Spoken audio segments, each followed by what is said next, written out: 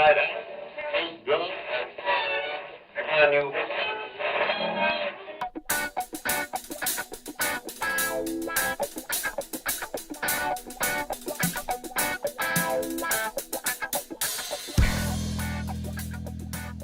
Good evening, designers and designerettes. You're listening to the Drunken UX Podcast. The Drunken UX Podcast is brought to you by our friends at GasMark8 at gasmark8.com/drunk. I am your host, Michael Feenan. And I'm your co-host, Aaron Hill. If you want to check us out on Facebook and Twitter, we're on facebook.com, twitter.com/drunkenux. We kept it easy because, like us, hopefully, you guys like drinking at night. And if you want to find us, we wanted to make it as easy as humanly possible. This evening, I am enjoying a refreshing, however, surprisingly sweet Red's Wicked Apple. I am drinking it out of my Bubba Gump Shrimp Company. What is it, a pint glass, I think. It's one of the big glasses. And I've already started, so we'll see how that lands. I think I said that last time. I'm starting a trend, and I am not proud of that. I wish I had a glass of that. I got some Jack and Coke tonight, Mike. Okay, keep it simple. That's all right. That's right. This evening, we are talking about streaming services, streaming video, online video, TV, YouTube, whatever the case may be. We've got a couple different areas that we're going to talk about, including categorization and search. We're also going to be talking about just the general user interface of some of these services, and hopefully give you some idea of what to do, what to avoid, and how you can help your users if you are using video on your websites. Did you know, Aaron, I have some facts for you. I'm a big fan of facts. Let's hear them. Wait, true facts or fake facts? Well, true facts Okay. made up by people on the internet, but I trust that they aren't making it up, so I read it online. It must be true. What do you got?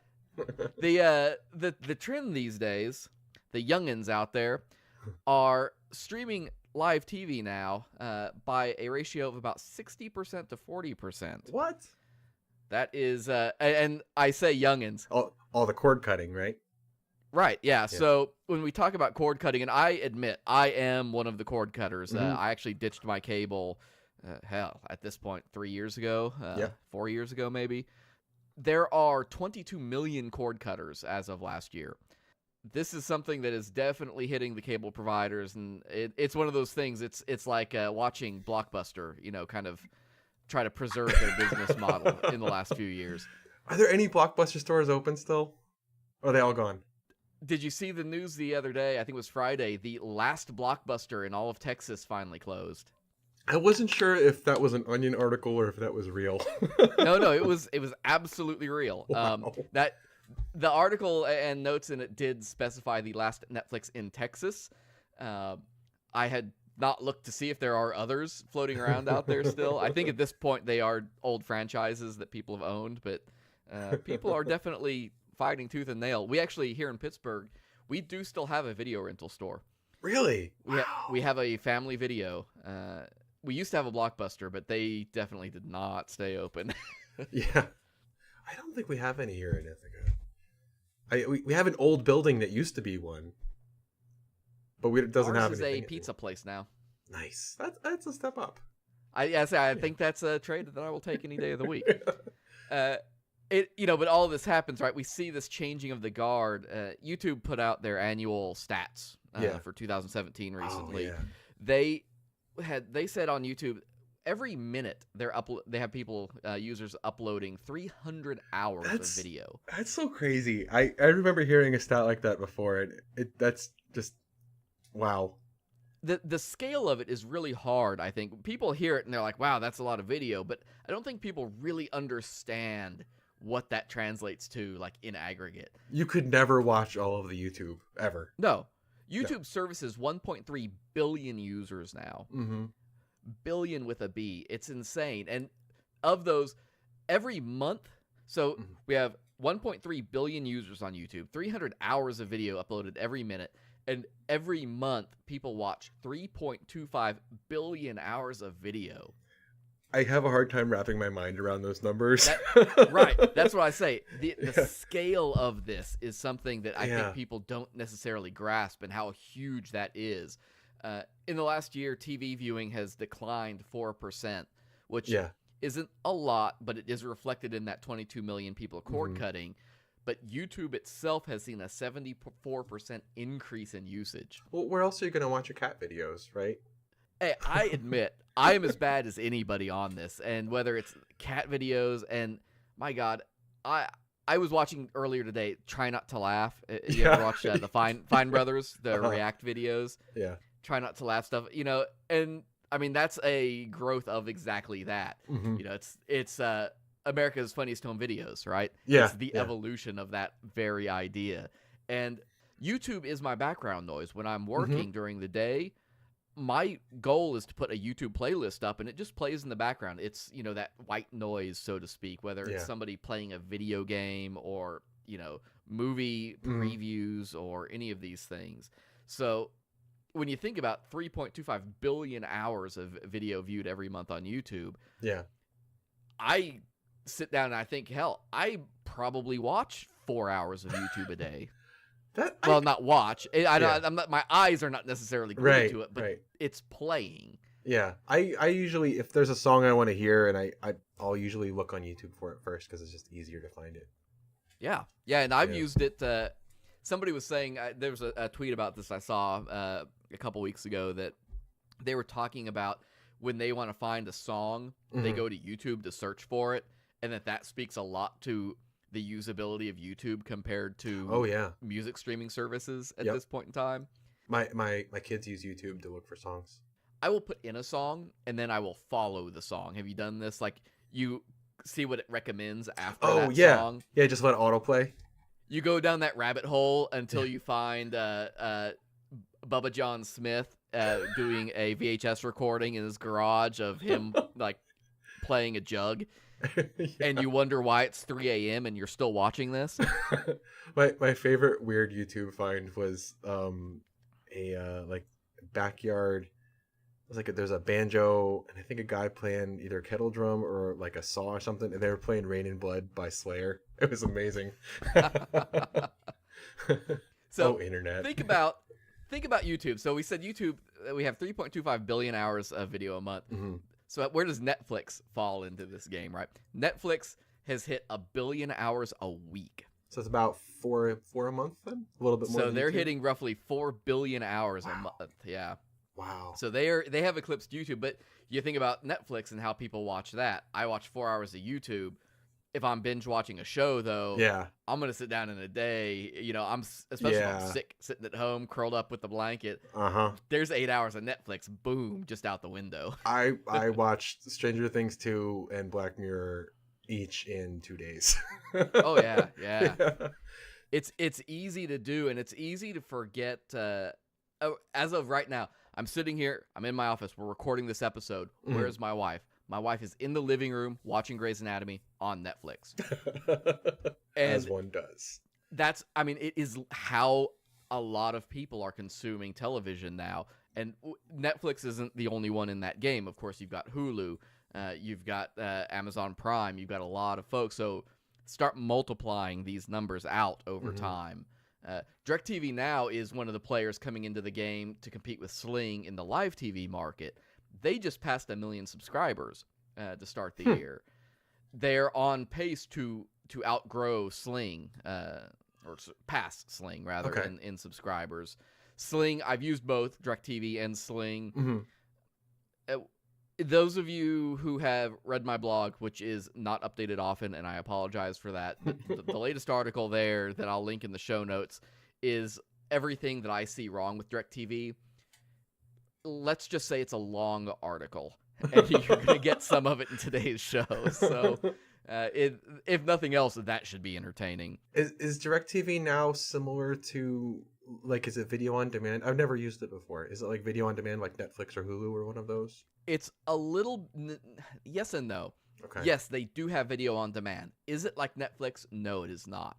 Okay. It's more like a normal live streaming service that is supplemented with whatever video on demand is available. Like if you were to go to history.com and log in and watch a show there, they don't keep their whole catalog there. Okay. I don't know why. I don't know why networks are caught up with this idea that they need to take stuff away, but as those episodes go in and out, they also go in and out from DirecTV. So yeah, it's it's very much targeted at a live TV replacement. Yeah. They've said, AT&T has mentioned in interviews that their goal is not to cannibalize their existing DirecTV satellite market.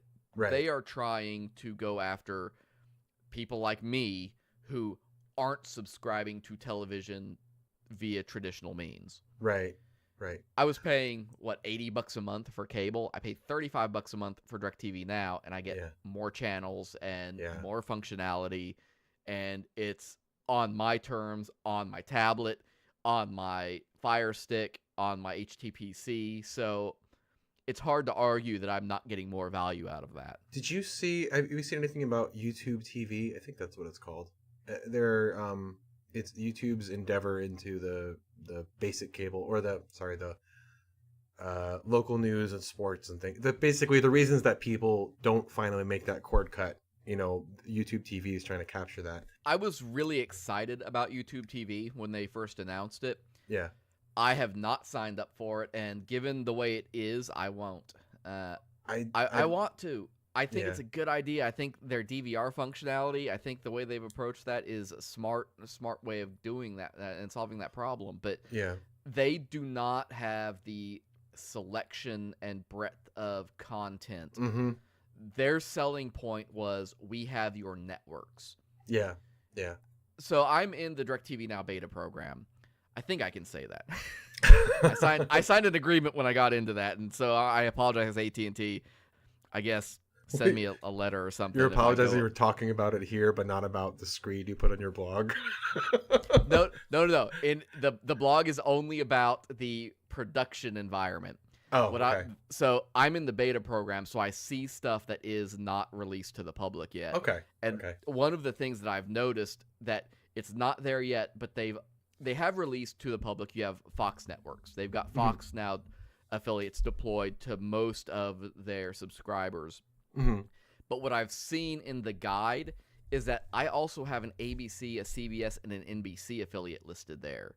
I cannot watch them yet. Interesting. They aren't, like, I click on them and I just get an error, but it tells me that it looks like they are working on that process, and they are going to enter that level of competition with YouTube and get me my affiliates as well. Interesting. So, and if that happens, game over. Yeah. I have an antenna right now hooked up to my HTPC. That's how I supplement that to get those, my football games and local news and all that. Sure. But if I've got that with my streaming as well, bam, I've got all of that is now in one place. Yeah, yeah. So that'll be a game changer for DirecTV if that's sorted out and gets launched at some point. Yeah. It could just be, though, because there are a lot of bugs in DirecTV Now, it could just be a bug that I'm even seeing those. Does DirecTV Now show ads? Yeah, DirecTV Now is just like live TV. I mean, it is literally a live stream of the feeds from the cable networks. So, okay. If you pull it up on a television and pull it up on your computer, you're going to see the exact same thing. Interesting. Okay. Ads and all. And video on demand is just dependent, then same deal. It's dependent on if the networks are putting videos and or advertisements and whatnot in their stuff. They don't have extra or different advertisements. Yeah. Okay. So let's get started with search a little bit, right? Yes. Search is kind of it's an anchor point in anything content related, anywhere you're consuming content, whether it's Google, Wikipedia, your favorite role-playing game website, of which I run one, the9thworld.com, just throwing that out there because I know everybody's a Numenera player, and I have terrible search. I apologize for that. I'm working on it. Give me a break. Sorry, what were we talking about? That's next week's topic. We're talking about your website. Okay, we're going to talk about my website. That's not a good idea. Not a good idea. YouTube. So YouTube search, right, works really well. YouTube still, to this day, right, is the second largest search engine on the planet. Mm-hmm. I forget the numbers now, but they were serving up something like 1.3 billion searches a month or something like that. It was nuts, or a day or something. It's crazy how many searches they handle. Damn. But it works well because YouTube is Google, right? Right. I mean, when you get to the long and short of it, YouTube is Google. It's backed by Google's technology. It's backed by all their machine learning. YouTube takes all that information you type in, whether it's the description of your video, the categories, which we'll talk about later, that you put your video in. They even look at not just the tags, but they even look at the file name. When you upload a video to YouTube, the file name matters. Yeah. It doesn't show up anywhere. But they use, if you put words in your file name when you upload it, that does factor into the search findability of your video. Because it's considered, it's not an immutable fact, but it's one of those things that they presume most people aren't thinking about. So when they name their file, you know, research on elephant DNA, final 3. Final 3. Final version 4, and upload it, that those keywords of research elephant DNA are probably very relevant to what the video is about, and that person probably isn't manipulating those. Fascinating. It's not great, and there's not a good way to measure that. And by now, they maybe even changed it, I don't know. But that used to be one of those kind of insider little tweaks that you could do. Keyword hijack it. Put Kardashian in all of your file names.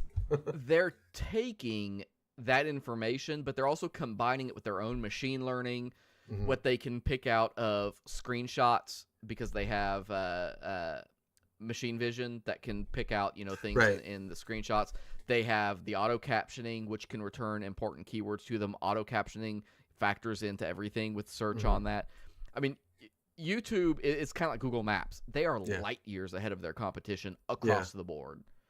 So you know how with was it Google Translate and then CAPTCHA, and they have, you know, it's these little like things that are kind of free services that are provided by Google, and then it turns out that like, oh, you guys didn't know this, but we're using these services to train our AI.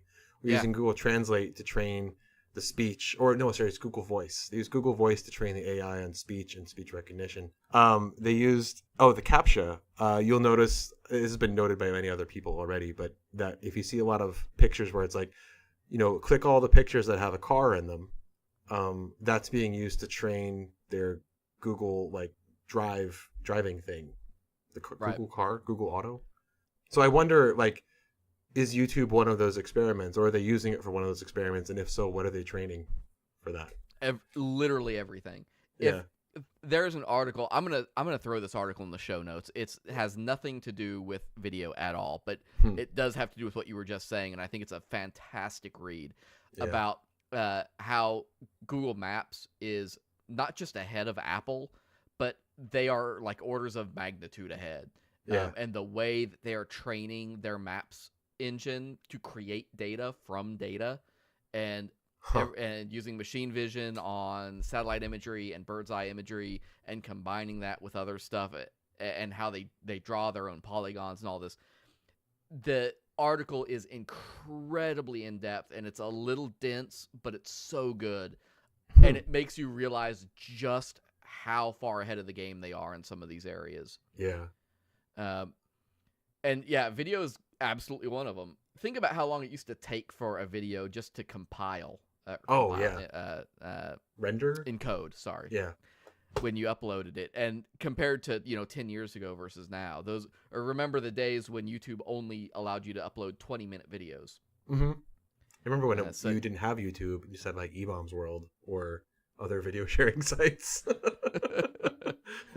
And it was all in Flash. Yes, everyone in Flash. You had to download them to watch them later, so you didn't have to queue it up again.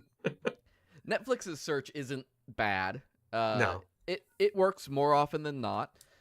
They, of course, have their own metadata on the backside of things. You know, they gather all their own information on the shows and titles and things, and they bias it based on what they want you to watch, obviously, versus what you want to watch sometimes.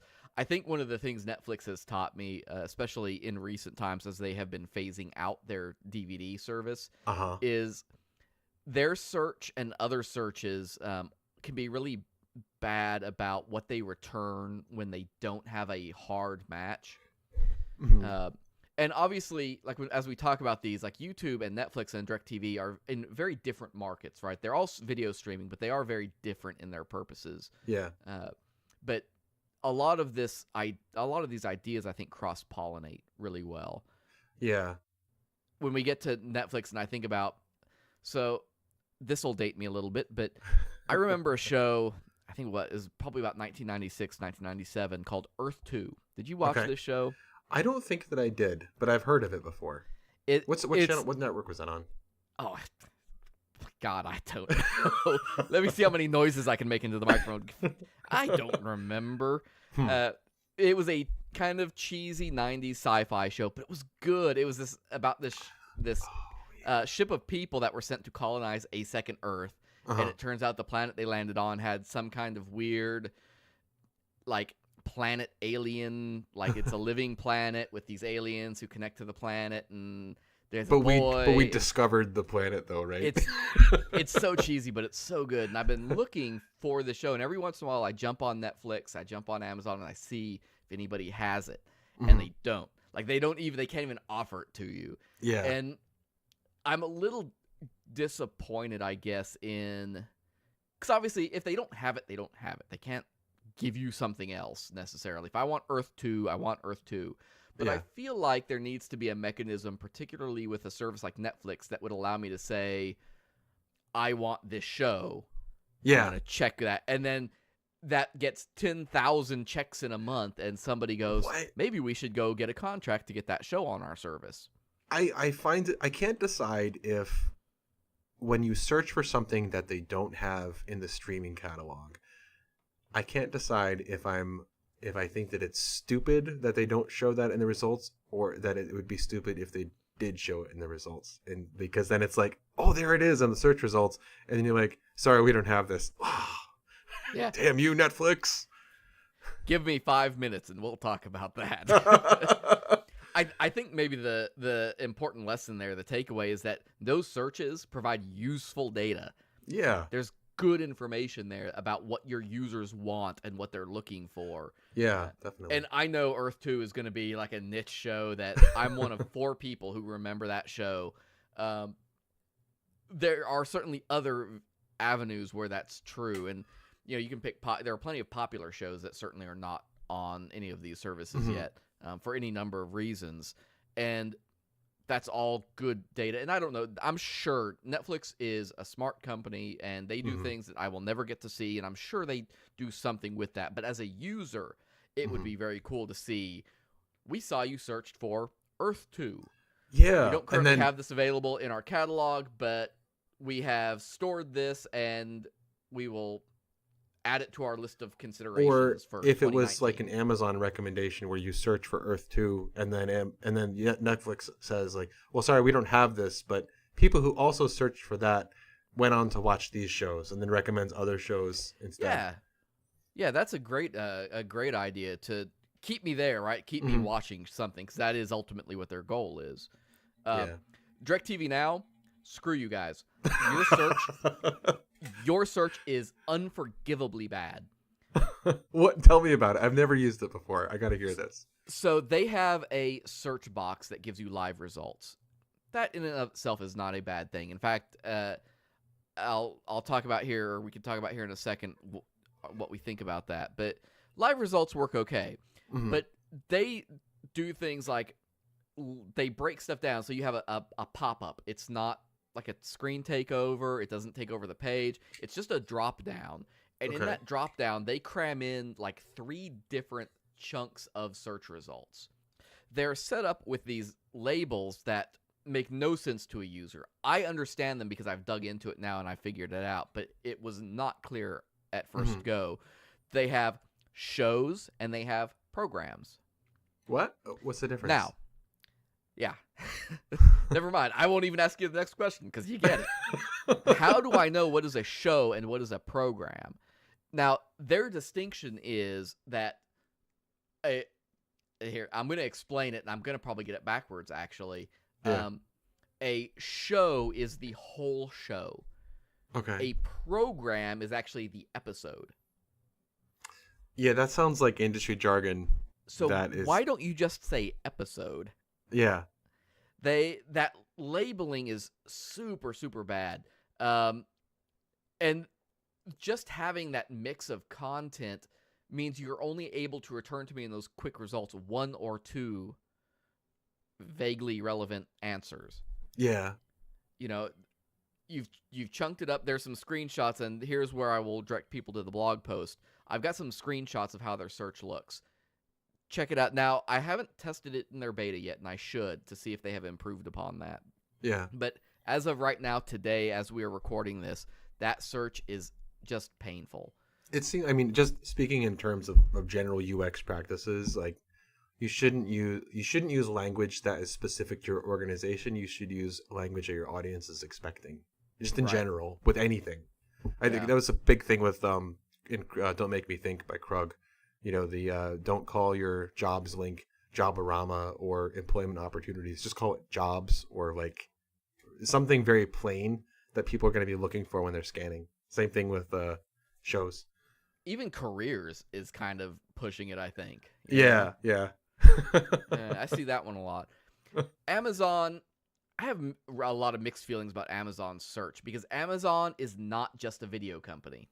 Right. I have used Amazon before, so I'm a Prime user. I have Amazon Same. Prime. I have a Fire Stick for our TV.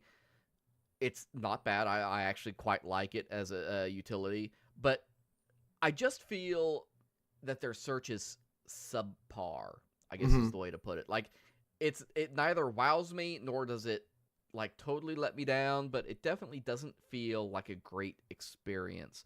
And I think part of the reason why is that Amazon has the challenge that, say, Netflix doesn't have, of mixing paid and non-paid content together. Yeah, that's annoying. And whenever I if I go onto Amazon Prime and I'm like, oh, what's new on here? What new shows or movies can I watch, or episodes can I watch?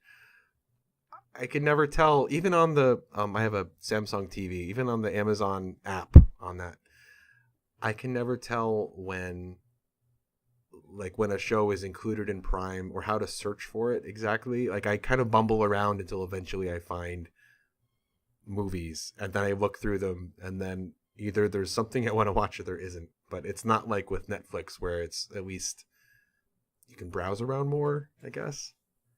Definitely not like YouTube. And even YouTube, I think, is going to be susceptible to this.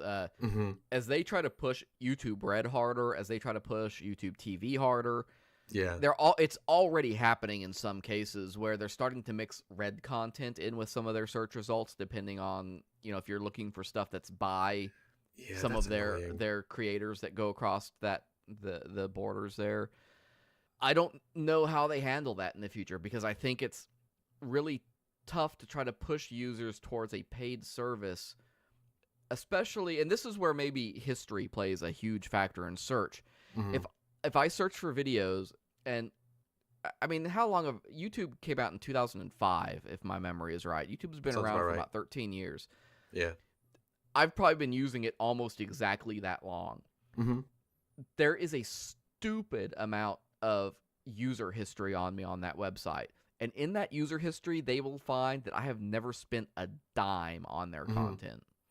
And I feel bad about that, because I know everybody's got to make their money, but I do watch their ads, so you know what? It's a wash. It's, that goes both ways. But they should know that showing me that content is not necessarily going to entice me. And I feel like if you are polluting my results that way, you're just getting in the way of me getting to my results. Yeah. If I have to see a mixture of content in search results, and some of it is the things I want, some of it isn't, and then I go to watch some of it and it says, oh, you have to be a subscriber, I'm going to be out of that site so fast. Yeah. Even YouTube. I'll go somewhere else. And Amazon Red. YouTube Red might be a subject all unto itself, really, but they're pushing it really hard, but a lot of companies have pushed a lot of services really hard over the years and fallen on their face, and I've just got a bad feeling, guys. I'm sorry, YouTube, but I don't think that where the value is here for your users. No. I hate to say it, especially because a lot of their creators, man, one of my daily watches is Good Mythical Morning. Mm-hmm. I love to see Rhett and Link being successful and doing their show on YouTube Red, but man, I ain't gonna go watch it. Yeah. I don't I know. like you guys, but not that much. So I'll wrap up the search talk a little bit here. One of the things that a lot of companies are starting to implement is voice search. I think that's great. I think it's huge. I think it's useful. Yeah. I think it's a gateway to more content. I hate the fact that it is restricted to hardware implementations. Well, what do you mean? What do you mean by that? So we're talking Roku's, we're talking Amazon Fire Stick, we're talking Android TV. Sure. Being able to click the button on my Fire Stick remote and say, I want to watch a movie with Brent Spiner in it. Yeah. You know, and get Independence Day. Awesome. Let's go. He's an That's Independence cool. Day? Yeah, he's the crazy mad scientist with the long gray hair. No way. Oh, Yeah. today I learned. Fun fact, I have a signed photograph of Brent Spiner in that role. Awesome. Yeah. Huh. Voice search is great. I want to see it in the web interfaces. I don't know why it's not. There's no excuse for that, especially from YouTube. Google itself has voice search. If you're You using can't do Chrome, voice search on YouTube? no. I welcome you while we are sitting here I am recording. looking- I welcome you to I pull am it doing up. that. While you're doing that, and you can confirm for me in 2 minutes, the other thing is I want a search. Nobody's doing this. I can't understand for the life of me why. I want a search that does not interrupt my viewing experience. Yeah. Oh, you know, on the phone app, you can search while the video is playing, which sometimes is annoying when you start playing the video and it's not the one you were looking for, and then you hit back and it's still playing the video that you weren't looking for while you're trying to search for the thing you were. Yeah, YouTube throws it down in the corner, lets you go on. Yeah. Beautiful. Love it. Yeah. DirecTV actually stole that exact, not just the interaction, but the entire sort of UI implementation. That's going to be the future of their player when you're looking at the guide, not for search, unfortunately. Yeah. But good on the phone. Same thing for the Chromecast, right? If you're watching YouTube and you're Chromecasting video. Oh, I love it. The Chromecast, I got my mom one of those a few years ago for Christmas, and love it. It is, my siblings and I all sat there, jacked into the Chromecast, adding videos to the queue, and shuffling around the priority of them. And it's always a treat to see the stuff your siblings are listening to right now. And it works perfectly, right? You can watch what you're watching, and you can search for stuff, find stuff, add it to your queue. Your viewing experience isn't interrupted at any point. And it's fun. It's fun to sit in a room with your friends or family when you each have your own devices and you're like queuing things up secretly, and then you're all like sharing, watching it, and then like as you're thinking of things, you're adding them, and there's no interruption, and it's kind of like a collaborative viewing experience, which is very different from how watching living room TV was with cable, where you all kind of decide on a channel and then watch it while your dad like flips to see what else is on during the commercials. YouTube is the closest. You can, when you are watching a video, you can click the little watch later buttons in the corner of videos. Oh yeah. It'll add it to your watch later playlist, but it will only do it for the videos on that page, and you can't search and go find something that isn't there because it will take you away from the video. That to me is I think one of the most egregious and weird violations of the user experience with video right now online. Mm-hmm. Why I cannot continue to have something playing and go search for other stuff. There's a huge opportunity there that's just being missed by literally everybody. Vimeo's not doing it. YouTube's not doing it. Twitch isn't doing it. Netflix isn't doing it. Amazon isn't doing it. DirecTV isn't doing it. Sling isn't doing it. Take your pick of anybody. All of them interrupt your viewing experience to search. Yeah. I don't know what to make of it. I mean, they're smart people, so I would like to think there's a reason they haven't done it, but I suspect it's probably just sloth. So, the next part of search, and this actually dovetails with last week's episode, which if you didn't watch, it was on e-commerce. I highly recommend it. It's an hour of us going at carts. But categories. We talked about sorting mostly in the ecom episode, but categories dovetailed with that, I think, a lot. And it dovetails here as well because, again, when you're dealing with lots of content, whether it's video, whether it's products, whatever the case may be, categorization of that stuff to help find it is, I mean, incredibly important because that's how our minds work. Our minds work by compartmentalizing information. Yet YouTube doesn't use them. Certainly not in the traditional sense, right? Yeah. They have well, they show the recommended ones when you go to the homepage. They have those broad spectrum, right? They used to show subscriptions, and I know that I have some friends who are YouTube creators, and that's been kind of a thorn in their side that YouTube doesn't show your subs page on the homepage. It shows your recommended ones instead, and usually the recommendations are trash. It's like old stuff, or I don't know. I don't want to watch it. It's funny because their categories really are all built around user interactions. Yeah. Here's what's recommended based on what you've watched. Here's what's trending based on what other people have watched. Here's stuff you've already watched. Do you want to watch it again? Yeah. You can't go there and just be like, I want to watch science videos. Right. I want to watch comedy videos. That's true. I've never thought about that. Yeah.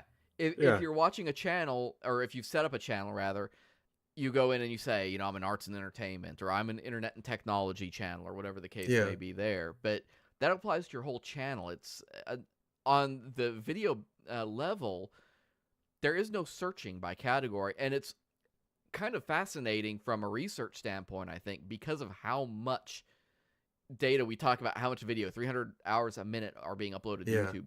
The sheer volume of stuff, and they've avoided that question. I don't know that I want YouTube to have categories now that I think about it. I like the fact that it's kind of a giant archive that we search, and you can kind of creatively think up like, well, I really want to see I Get a Kick Out of You played on the accordion sung in Portuguese, and I bet that video exists somewhere.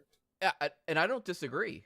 If you have categories like arts and entertainment or science technology or whatever YouTube decides to make the categories, then everybody tries to pigeonhole their content into those. And I think that would really put a damper on the creativity. Yeah, I absolutely don't disagree. I think that it was smart. Mm-hmm. I also think it was accidental. Yeah, probably. One thing I'm trying to remember right now is, when I was using YouTube in 2008, did they have categories then? And I honestly, I just can't remember. And that was something I didn't look into before the show. But that's something that I think is interesting, and I think it's something they kind of fell into, that by the time stuff was taken off and was just going, by that point it was too late. Yeah. Spotify has been doing on like the main Spotify player page, they do a thing where they have these like different curated playlists. Each one's like 20, 30 songs or something, and they have different thematic names, and I don't know. Sometimes I just want to go on there and like listen to the playlist that I made because it's songs that I like, and I like to code while I'm doing those, What's interesting is that while YouTube, I feel like, is on one end of the spectrum of they don't use categories, they don't need categories, they're doing great without them. Yeah. Then you have folks like Netflix and DirecTV who have gone to the whole other end of the spectrum, and I don't even understand what you are trying to do. Netflix is such a shit show. I can't speak for DirecTV, but oh my god, the Netflix categories are they show the same movies in multiple categories, even ones you don't like. Like, here's a show that we think only 6% match for you. You should check it out. It's like, really, guys? I was doing some looking on the Twitters, and @ShayCore had this to say. He said, Netflix categories don't make sense. Recently added stuff automatically becomes trending now stuff because it's new and everyone's watching it. And because it's new and trending, it's automatically popular on Netflix. It's all the same. What the fuck at Netflix? Yes. And that's very true. It's the same kind of problem that you get this duplicative stuff. Mm-hmm. If you've already shown me, I don't even know. Orange is the New Black. That is a Netflix show. You've shown me Orange is the New Black. First thing is a popular on Netflix. If I scroll down 2 rows, why do I see it again? Yeah. I know, and I shouldn't. say why. I know the answer to that question. I know it's because Netflix wants you to watch that show, so they're going to keep bombarding you with it. Right. But it ends up, it's a frustrating experience for the user, though, which leads to a bad user experience. And then the continue watching and my list lists are below all of this. I have to scroll down the page twice to get to my list, the thing that I created that I want to watch. And those are the normal categories. Those are the ones that make sense. Then you get into at Dave M. Henry said, I love how Netflix sometimes comes up with very specific categories. Today's chilling independent supernatural movies. And I know for a fact that he isn't making that up because I have seen that category show up in Netflix. I have seen that or something very similar. Yeah. It's like when I log into Netflix and I see television shows with aliens who are looking for love in all the wrong places on Tuesdays. Guys, let me tell you something. I think you're trying too hard. What's funny is that, I mean, the movies they put in these categories, like, if I recognize the movies, I'm like, yeah, okay, that's fair. But, it's just strange that they would have, I don't know. It reminds me a lot of, like, the Pandora labels when you look at the Pandora Music Genome Project tags on the bottom of the songs and tells you, like, all the different tags you're using for the songs. Reminds me a bit of that. I think the bigger problem too, like you can get away with that. I'm not gonna split hairs over the fact that you want to make up these weird categories. Mm-hmm. Fine, do that as long as everything else makes sense. And the problem, especially with Netflix and Amazon, has this problem. DirecTV has this problem that I don't know who is in charge of their taxonomy and chooses to put things in the categories they go in. But like at a very high level, what they consider sci-fi and comedy, or let's say romantic comedy. If I see Taken in the romantic comedy category, let me tell you something, guys. You need to pay somebody a lot fucking more money to get them to do their job right. I have a very particular set of skills. I kind of want to see Taken. I want to see Taken as a rom-com. I want to see that. Can somebody recut this? 30 Shades of Taken? I have a certain set of skills. Exactly. And the safe word. Never mind. This is gonna go down a weird path. But the safe word is throat punch. the categorization on these is, I don't know, guys. If you cannot get the basics right, don't dive into the advanced side of the pool, or deep into the pool, rather. Okay. I have so remember when Netflix had that prize? I forget what they called it, but it was if you could get an algorithm that would do a recommendation that was accurate more than 95% of the time. Remember they did that? It's like multi-million-dollar prize. I don't know if it was ever awarded or not. I do not remember that, but I trust you. I trust you on that. Yeah, they had a thing for that. It was probably 6-7 years ago.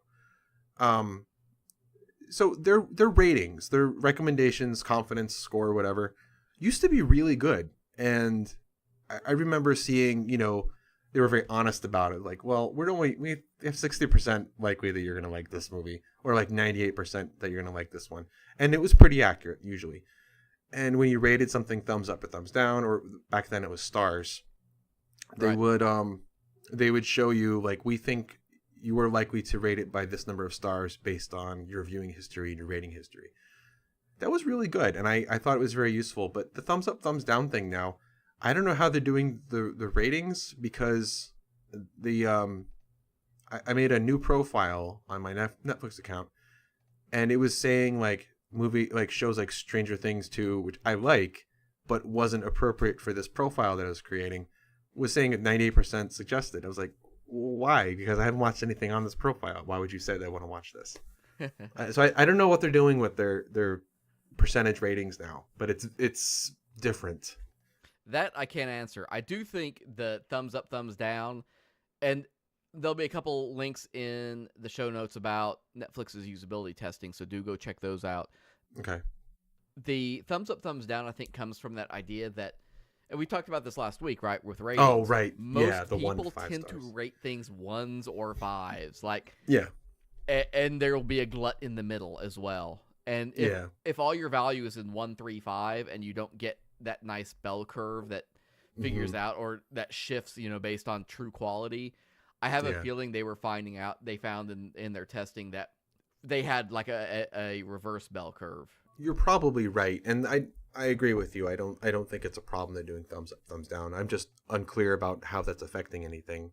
Right. The profile I was creating, well, I didn't create it. My kids created it. It's for their dog who likes to watch a dessert baking show while she's home alone because she's anxious. I'm not making this up. I'm serious. I need you to go back about. I don't know how much I've had to drink now, but I don't think it's enough to have misheard what you just said. So I want you to restate that for everybody. Okay. My daughter made a Netflix profile on the account where the dog, she's a little Dachshund Yorkie mix, and to watch while she's home alone because she gets anxious and she likes watching it's like Zumbo's Dessert Challenge or something like that. I saw this come up on the profile. I didn't know what was going on with it, but I saw the dog's name, and then I went in and I started like finding like different dog related shows and movies and then adding them to the list and then like thumbs upping dog and animal related movies and a couple others that I thought she might like and thumbs downing everything else, hoping that it would start recommending like dog related content. It didn't. I was really disappointed. I thought that would be a really fun prank. Holy crap, it got weird. And with that, ladies and gentlemen, we will be back after the break. We are going to refill our glasses and come back and talk to you for a few minutes at least about player interfaces, user interfaces, and what else goes into watching videos on these services. The Drunken UX podcast is made possible by our friends at Gasmark 8. Gasmark 8 is a web hosting firm with data centers in New York, San Francisco, London, and Frankfurt. Customers of Gasmark 8 enjoy free SSL certificates, sites that are served over HTTP2, and the experience of owners who designed a service around the needs of their customers. Listeners of the Drunken UX podcast can enjoy service for $10 a month. Just sign up at gasmark8.com/drunk. That's gasmark, the number 8.com/drunk.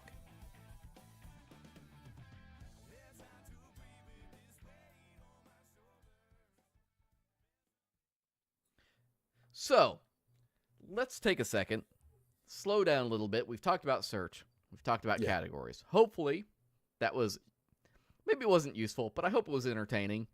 If it's not entertaining, maybe let your dog listen to it and see if they want to listen to more episodes. I don't know. I want to talk, though, about, in a broad sense, just the general interface of watching videos. And this applies to, I think, the players, right? It applies to the video Chrome on sites, but it also applies to the entire experience as far as I'm concerned.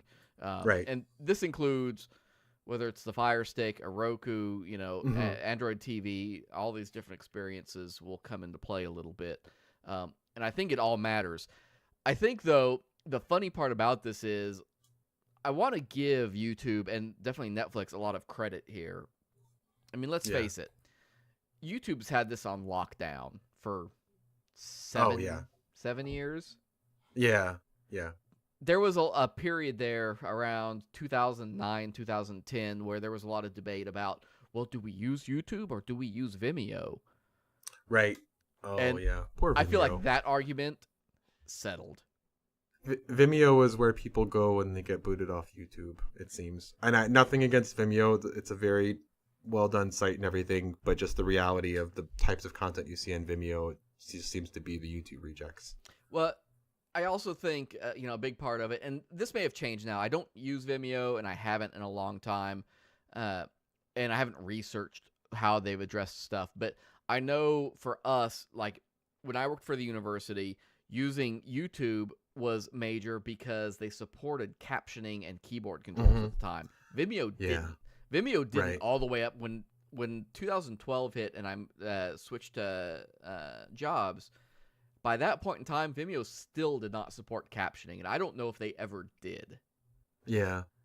YouTube's captioning is pretty good. I like that it has auto-translate, too. That's a nice feature. Yeah, sometimes. I mean, it's as good if you understand that it's a robot that is defining the captions, and then another robot that is translating them, and you're just like, okay, I'm gonna get an imperfect translation, but at least I'll have a general sense for what this person's talking about. It's great. It's a start, yeah. And as Yeah. we mentioned in the search section, they use those captions to then make your video easier to find. Right. So, Yeah. yeah, absolutely. And for our listeners, if you've been to our website, you notice we do transcripts. And to this point, we use a machine transcription to start that process, and then we edit that.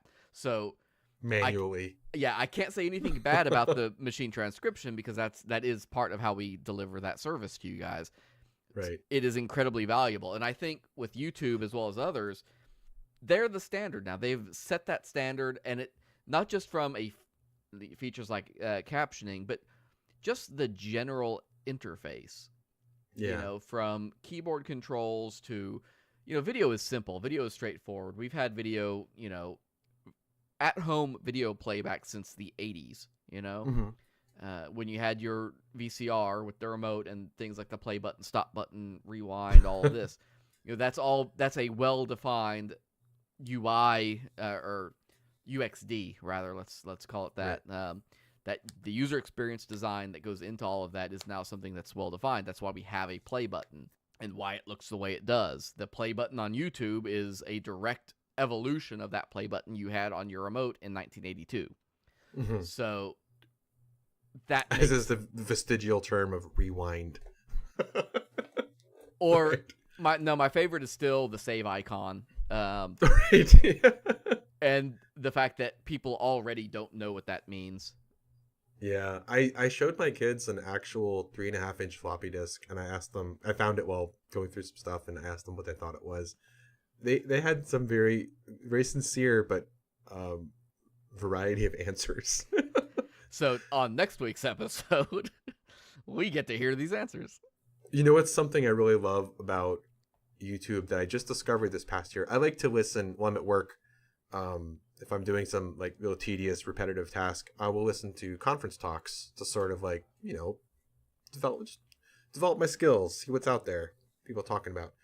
And I discovered you can listen to a playback sped up 1.5, 1.25, 2 times as fast, which when you're hearing someone talk, they talk a little faster, but it's totally intelligible and you can hear what they're saying, and it's great. And it's a way you can get through an hour talk in like 2/3 of the time. It's awesome. We haven't talked about it in today's episode, but if you've used like an LMS, a learning management system that has a video component, a lot of those have that same functionality. And I've done that where I've been going through a training program or something like that has a video component, and I use that sped up video to help me get through it. Because, I'm not going to lie, some of those videos, those guys are not teachers. They are not trained speakers. And Right. I'm going to fall asleep if I have to sit there for 2 hours listening to your video. But I can pull it off in an hour. Double time it, rock and roll. Mm-hmm. Where YouTube's been setting the standard, Netflix has too, but in a totally different and interesting way. Mm-hmm. Netflix to me has, and YouTube has too, but I really want to recognize Netflix as somebody who's been striving towards this for a while, is that their cross-platform deployment is just a work of art. It is really great, yeah. The fact that you can use Netflix on a Wii, a PS4, a Chromecast, a Fire TV, a website, and your experience across the board is close enough that you will never get confused on it. It's kind of magical. It's like having a refrigerator in your house, right? You just expect it to be there, and you expect this magical box. You put things in, things suddenly get cold. You have a Netflix app on your phone, you tap it, and now you can watch movies. And we don't really think much about all the stuff that goes into that, but it's kind of a fucking miracle. Oh, it absolutely is. Yeah. Can you imagine how much work has to go into making Netflix work on a Wii? Nope. Come on. That is not a straightforward port. There's no way. Yeah, they have figured out the magic sauce on that. And here's where it gets really great, is if you're on something that's older, I wish I could remember what it was I was using the other day. Whatever it was I was using, the Netflix app that was available was like 4 versions old. I mean, it was old, but it still worked. Huh. It was missing, like, it didn't have profile support. They hadn't implemented the profiles yet where you could set up different users.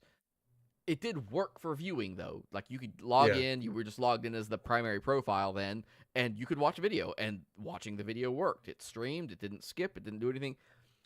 That's amazing compared to the service that we've kind of come to expect from some people, anyway. Right.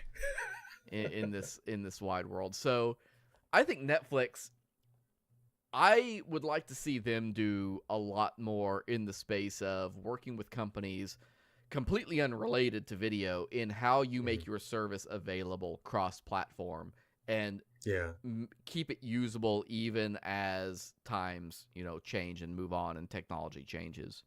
Yeah. Now, DirecTV, of course, the one glaring... Oh, come on. Give them this. They get this one, right? They get a win tonight? No. I give them nothing, and I take from them everything. I feel bad for them failing so hard.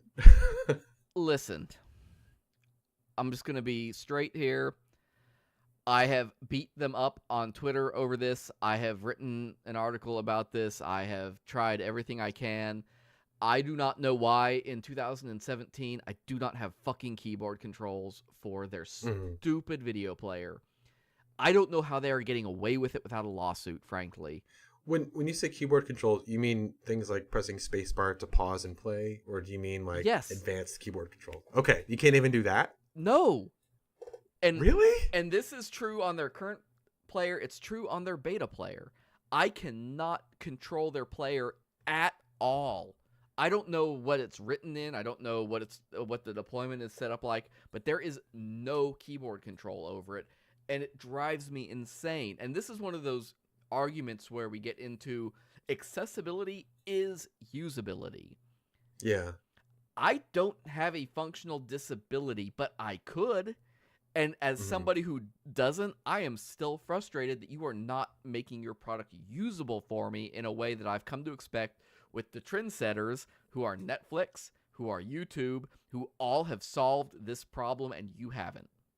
Yeah, I fully expect any video player, if it's on a computer or desktop, I expect to be able to press the space bar to play or pause it. And if it can't even do that, that is like the lowest of low bars. I can forgive a lot of other stuff. Give me my space bar. Come on. Give me my damn space bar. I am not asking for that much here. And I thought for sure they were going to have this fixed by now, and they don't. And I'm shocked. I am amazed. I think this is a good place to mention Jacob's Law of the Internet User Experience. Jacob Nielsen from the Nielsen-Norman Group. He's like he's a very well-renowned voice on usability issues, which I'm really understating that if you know who he is. It's users spend most of their time on other sites. So if you make choices about your UX, you should pretty much adhere to the way other sites are doing it as much as you can, because that allows for faster onboarding and faster learning of your UX, of your UI. And fewer lawsuits. Right.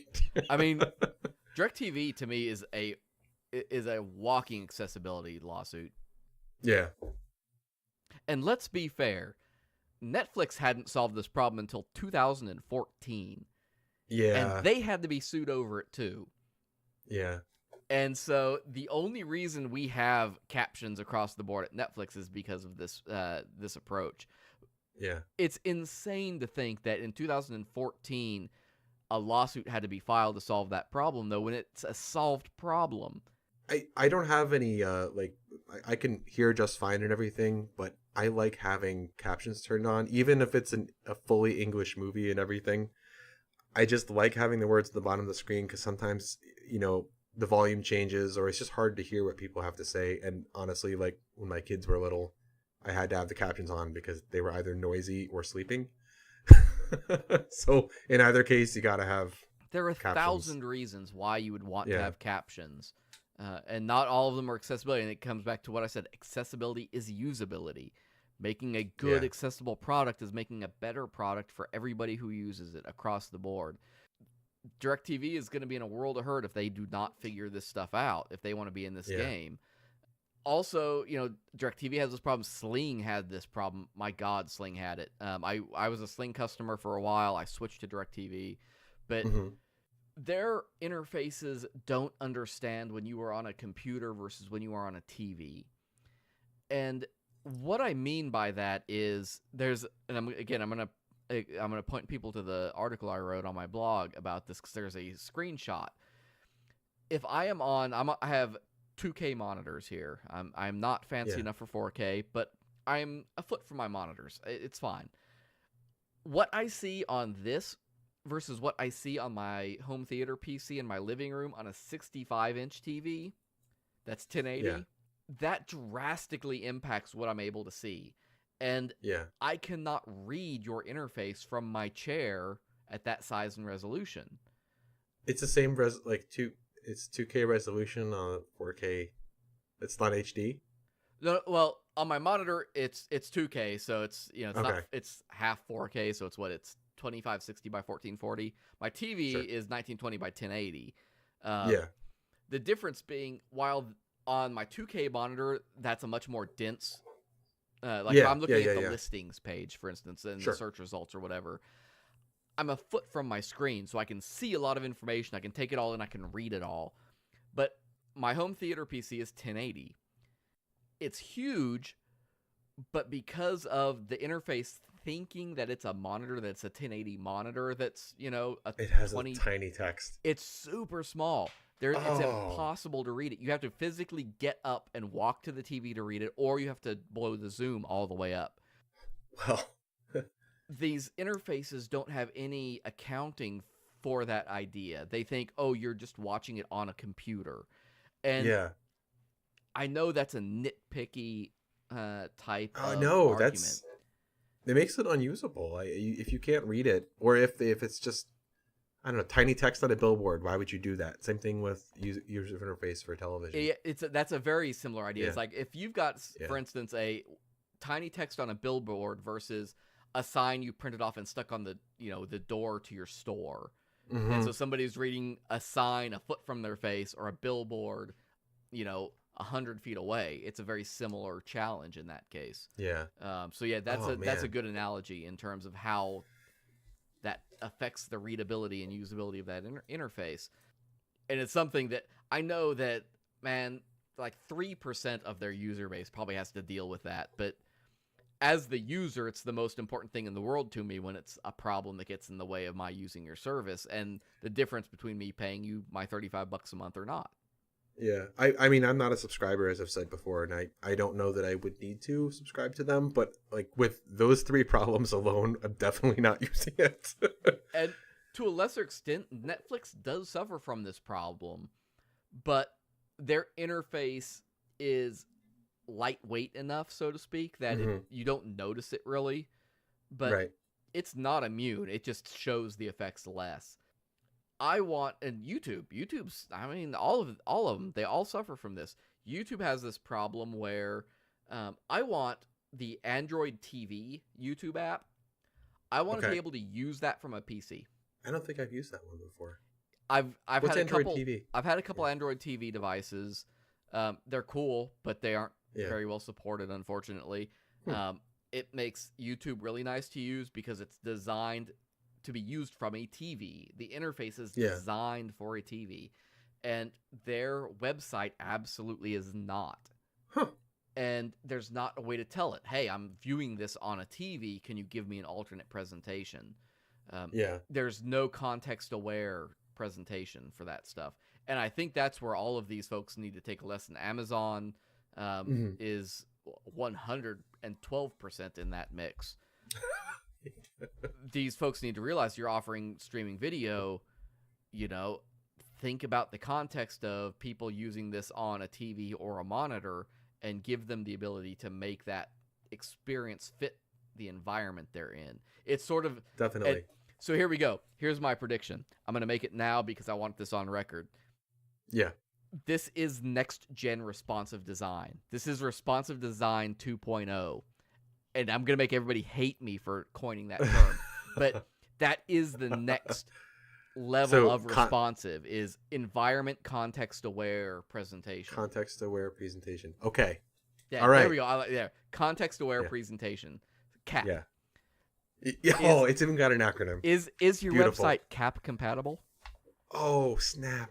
But I think that I joke, but I do think that is kind of that next step is, okay, we know how big the screen is you're looking at, but screen size, and keep in mind when you do responsive design, as I know you're well aware, it's entirely based on pixel count. And I've gotten bitten on that a number of times with where the new iPhone, what are we at, 9 now?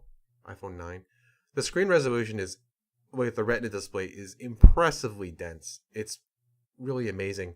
But the problem is that it's so good that it doesn't trigger the right responsive modes with media queries with CSS. And so we end up getting we had to add additional stuff that checks the user agent and other things to make sure that we communicate the right version of the app, of the site. Yeah. And I don't know what the answer is to that. Let me be very clear. Like, how do you tell a system that you're using a TV? My 1080 screen is a 60-inch television, not a 23-inch monitor. That makes a difference, and there's a standard there that I think is going to have to be met at some point. It's over HTTP, right? User agent. Just send an honest user agent string and maybe some extra metadata that goes with it, and actually use that. Yeah. I mean, everybody has to use it correctly and for it to be work right, but I mean, the thing's there, just people aren't using it right. We'll see what happens. I think that's something that's going to take a lot more years and a lot more people smarter than me to figure out. So I think the lessons, the takeaways here for what we've been talking about. First of all, YouTube. Let's talk YouTube, right? Yeah. I think YouTube's lesson is, with great power comes great responsibility. Yeah. They've been in this market for 13 years. They are the standard. They are the ones who basically tell everybody else how to play the game. They have knowledge, they have experience, and they have data that nobody else has access to. And that needs to show when it comes to YouTube Red, when it comes to YouTube TV. That information and that experience, I think, has to show through in those venues. And if it fails, it's their fault. Yeah. If it fails, they didn't try hard enough. Yeah, they got the resources. They've got everything they need, I think, to make that work. And the theory, I think, the theory on paper is great. Mm-hmm. They've got to figure out how they crack that nut. And I think it's a price thing. Yeah. They need YouTube Red to be cheaper. They need YouTube TV to either be cheaper or offer better services. Something. But they have the power. And I think what they do will set that trend. Netflix has a few things, actually. Netflix, I will be shocked if Netflix remains an independent company.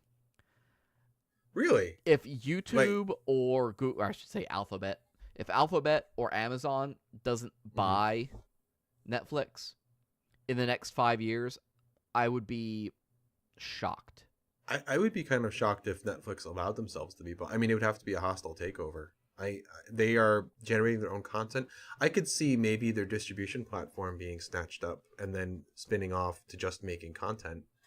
But I think the fact that they are their own distribution platform and they can make their own content, that's like good vertical integration there, isn't it?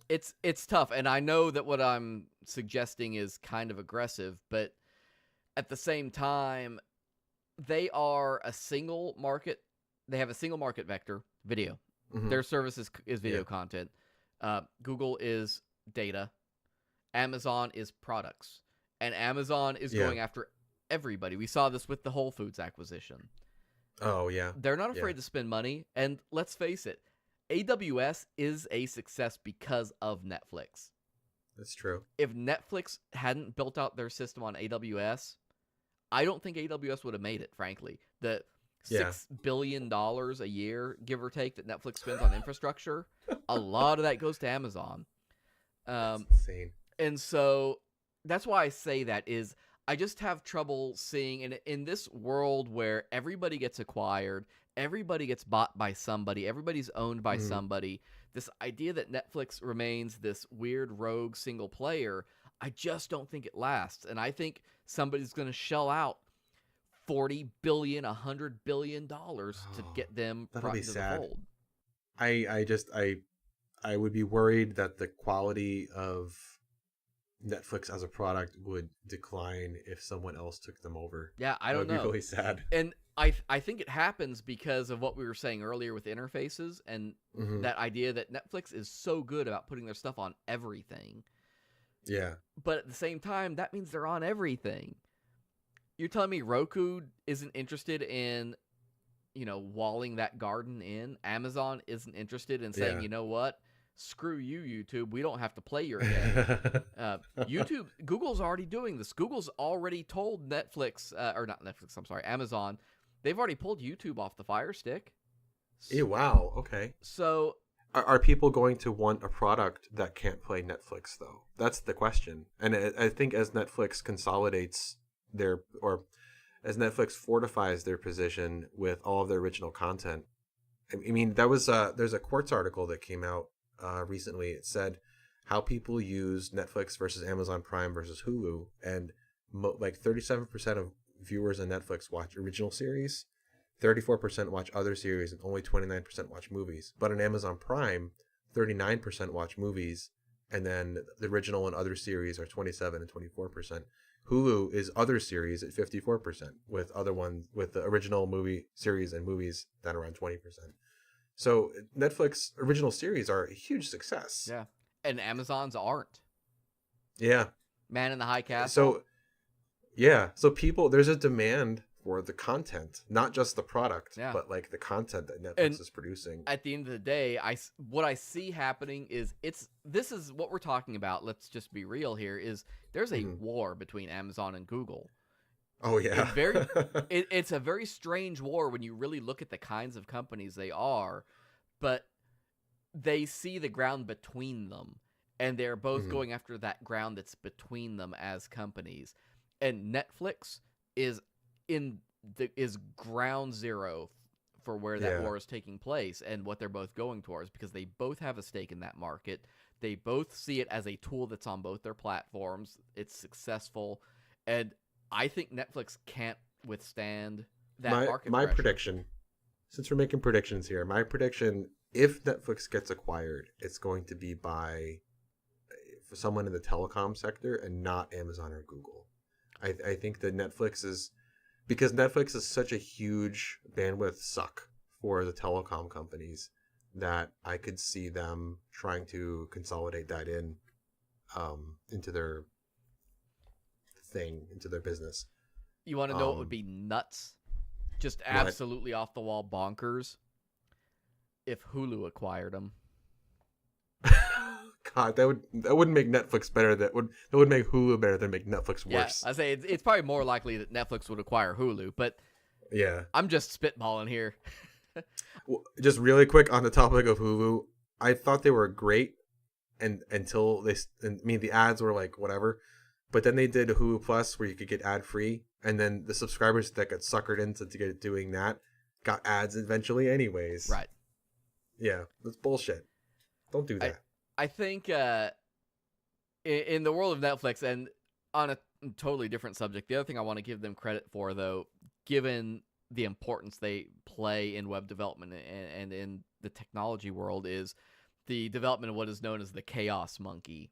Oh, yeah. Yeah, so we mentioned earlier that Netflix is built largely in AWS, and the Chaos Monkey was effectively a tool. As they got so huge, they needed a way to test at scale, failures of servers and failures of distribution nodes and failures of cataloging systems and any manner and form of their delivery layer.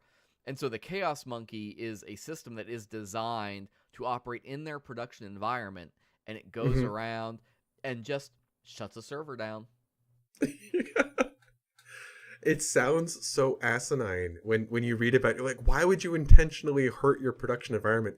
But when you need such consistent uptime like that, if your operation isn't redundant enough to handle that kind of interruption, then you've got bigger problems. Yeah, and it's incredibly useful for AWS, but anybody who's doing broad scale, certainly web hosting, folks like DigitalOcean and Rackspace and these folks who do VPS type work and everything, anybody who's got large scale server infrastructure can benefit from that. Even if you have, let's say you have a system that has a 4-node, web host or something, this can go in there and, take a database down.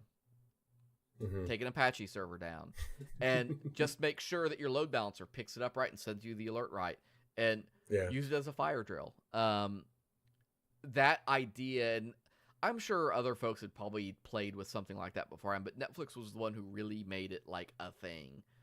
That idea that the Chaos Monkey, and I mean that's literally what it's called. That's a service that they have created that you can take that idea and deploy on your own. So definitely something I think that they need credit for, because it made people think about how you provide uptime on large-scale deployments. DirecTV Now, listen, guys, we have weird feelings for each other. I like you. I'm going to continue paying for your service. I think you have a Most Improved Player award waiting for you at home plate, but you need to hit the ball first before you can get there. No participation trophy here. No participation trophy. They have a service that is waiting to be great, but they have a long way to go. And I hope they get there, because I do like the value they provide with what they have when it works and when it works right. And I know at the end of the day, the listeners here, you guys aren't folks that work for Netflix. You don't work for YouTube. You don't work for Amazon or Twitch or Vimeo, or take your pick on these folks. But all of these companies are organizations that send the design and the user experience cues to the rest of the industry when it comes to providing streaming video. And so while the meat and potatoes of today's episode maybe didn't hit you like right in the gut, it's important to think about what these people are doing, because it does affect, even at a very low level, the design choices we make, the interaction choices we make, and how that affects users and what they do. Right. As Aaron mentioned, Jacob's Law plays into this heavily, that users spend most of their time on other sites, not yours. Yeah. If you're, like we mentioned with the spacebar thing, we are all so accustomed to that. If you have a video player that doesn't have a spacebar for pausing, you reconsider which video player you're using. and reconsider how you feel about life. Indeed. Thanks for listening to the Drunken UX podcast this week. We'd love to hear from you. Leave comments, contact us on social, check us out. We'll be back in a couple weeks with something else new. We did mention the higher ed thing last week. That's coming up. We want to make it a super special episode, so you'll hear from it soon. This episode of the Drunken UX podcast is brought to you by Gasmark 8. Look, web hosting is not sexy. It's just something that's kind of there. You pay every month to the big hosting company that secretly owns all the smaller hosting companies, and you get slow speeds, oversold servers, and terrible support. But the reality is, the couple extra seconds it takes for your website to load could mean lost customers or clients. Less customers equals less money. Where do you go if you want super fast, reliable, and affordable web hosting and you don't really want to babysit a Linux server 24/7? Gasmark 8. Their hosting environment is built for speed and security. All SSD storage? Check. Blazing fast WordPress? Check. Free SSL certificates for all domains if you don't already have one? Check. Data centers on both US coasts, the UK, and mainland Europe? Yes, yes, yes. Gasmark 8 was started by an American, Mike Richwalski, and a Brit, Adam Palin, two higher ed veterans who met at a conference and started a company making WordPress websites. As more clients complained about their web hosting, Mike and Adam thought over a couple of ciders at the pub that there's got to be a better way. So they built one, and now dozens of small businesses, developers, and nonprofits trust Gasmark 8 with hosting their websites. If you run a web development or creative agency, Gasmark 8 has a great reseller program you can use to upsell their fast and secure hosting to your clients. As a special for listeners of the Drunken UX podcast, Gasmark 8 is offering this limited time special. You can get all the features of their super fast platform for just $10 a month.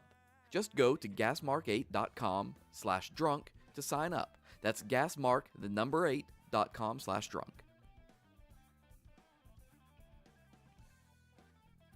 Yeah, if you want to follow along, join us at Facebook or Twitter at slash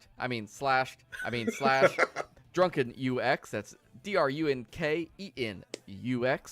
We post all our updates there. We keep you up to date when shows are coming out. We ask for feedback and information on topics that are coming up. As Aaron mentioned, we're going to be doing the higher ed episode very shortly. We're going to be including a lot of stuff in there. I think, we're going to do a 2-part episode, I think is what we've decided. So that's going to be a big show. So stay tuned for that, and be sure to keep listening, keep drinking, and keep designing.